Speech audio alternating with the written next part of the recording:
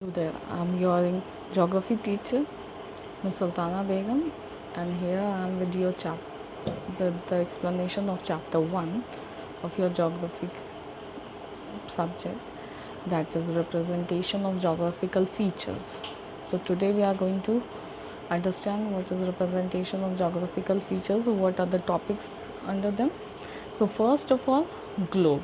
As you all we have already studied in class 5 also, that what is a globe is a three-dimensional scale model of the earth. It is a true representation. If you know, if you want to see how the world, how the earth looked like, you can always see a globe. It is nearly a true example of the earth, true model of the earth. Then we have maps. What is a map? A map is a flat symbolic representation of the earth or a part of the earth's surface, and it is drawn to a scale. This is always a flat symbolic representation of the earth. Here in globe we have the true shape of the earth, but here the map, they are drawn to a flat symbolic representation of the earth, and of whatever part is drawn, it is always drawn to a scale. Okay, so we both globe and maps, they are different. They have similarities also, and they have like globe and maps, they have a lot of uses. Globe, first of all, it cannot be carried everywhere. Maps we can carry everywhere, anywhere, in your pockets, in your books, purses, anywhere you can fold it and keep. You can't take a globe anywhere. This is a defect in the globe. So what are the features of a globe? First of all, it shows parallel of latitudes and longitudes.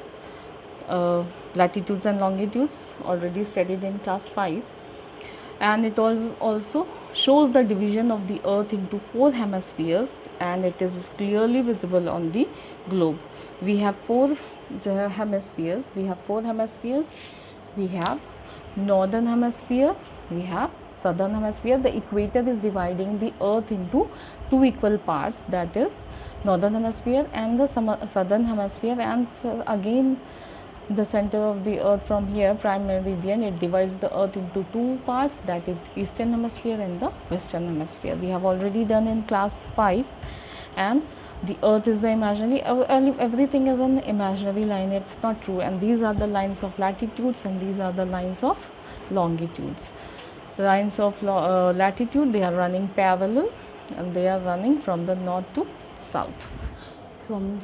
So shapes in globes, you can see the shape, sizes of the continents and oceans, etc., accurate on the globe, which you cannot see on the map. Here in globe, you can see the distance and directions are also represented correctly on a globe. Whereas when you see the uses of a map, they have a number of uses, and they are very effective means of showing location of a place. It also provides details of a place like its topography, climate, etc. And it also is used to represent many characteristics of an area, shape, direction, distance, etc. There are a lot of uses. You have to read it from the book also. We have uses of the map given there in the book chapter. Then we have types of map. We have 2 types of map. First one is according to the scale, and the second one is according to the content. First we will come to according to the scale.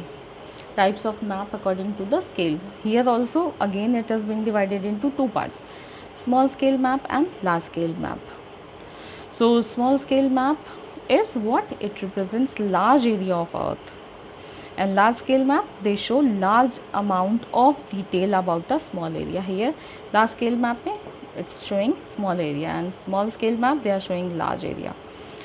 So in small scale map, they are always to show small amount of details about a large area. They all show a small amount of detail about a large area. And in the large scale maps, we have road maps or topographical maps, and large scale maps, they show both manual and man-made features, whatever like mountains, rivers, and man-made features, wells, bridges, And if you want to know the best example of a small scale map, you can always look at an atlas map. Okay, and if you want to see a large scale map, you can see like road maps or topo maps, they all show it very well. Then we have types of map according to the content. So we have three parts here: political map, physical map, and thematical map. Political map you have already studied in class 4 also, and about physical map also, and thematical maps also. Again, we'll do it roughly. Political map, it shows the boundaries and areas of different countries and states, and it is a small scale map. It also shows the capital cities and important towns very well. And in physical map, they show oceans, continents, plains, mountains, and plateaus, etc. And here they use different colors for land of different height.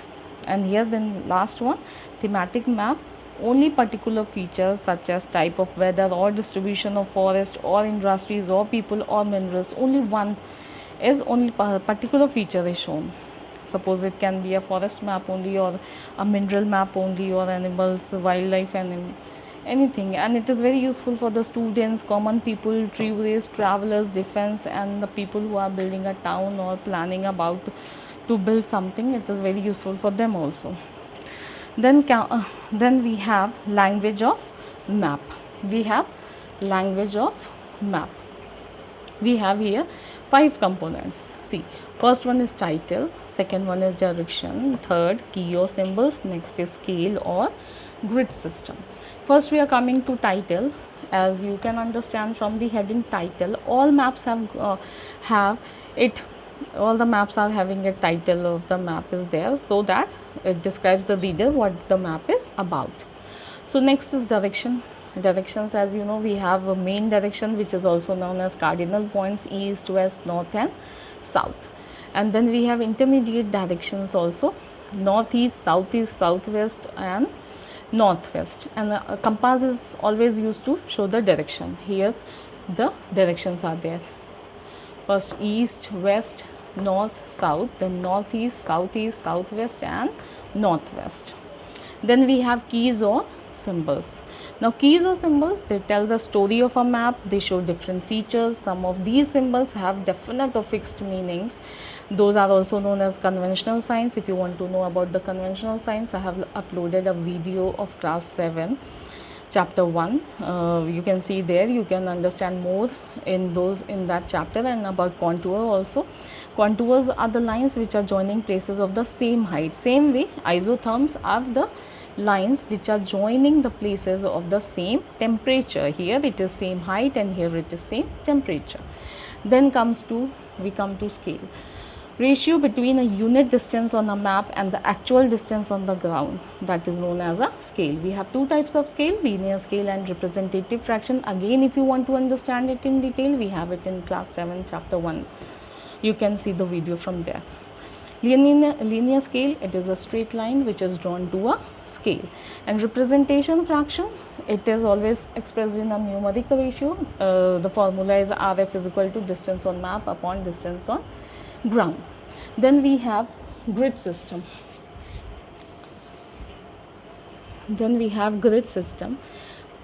We have here, grid system is set of lines which is used to find the exact location of a place on a map.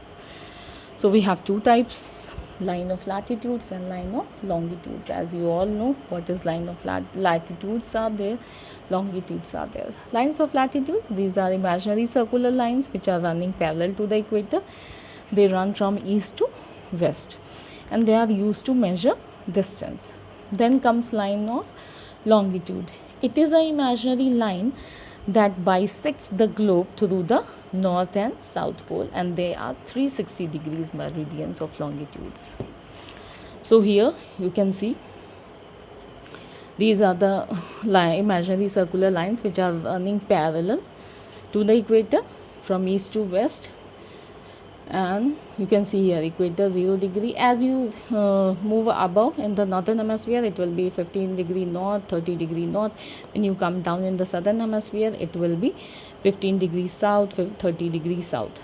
The direction changes. Then we have longitudes, which is running from the north pole to the south pole, and we have 360 degrees from here. Meridian 0 degree, then 15 degrees, 30 degrees, 40 degrees. Here when you move towards the west, we have 15 degree west, 30 degree west, 40 degree west. Okay, then we have sketch and plans. What is a sketch? Sketch is a drawing which is drawn with a free hand. It's not always according to the scale. Never it is according to the scale. We always draw it a free-handedly, just a rough one. Then we have plans. Plans are what? They are the maps which are drawn to a large scale, and it is also drawn to show many details of a small area on a map. And if you want to know the best example, that is your classroom plans. When you make a plan of a classroom, you are going to show every detail of the classroom, how many benches, table, chair, desks, blackboard, windows or ventilator, whatever you have written, that is the best. So hope you all understood the chapter. Hope to see you with chapter 2 in the next video soon. Till then, stay home, stay safe.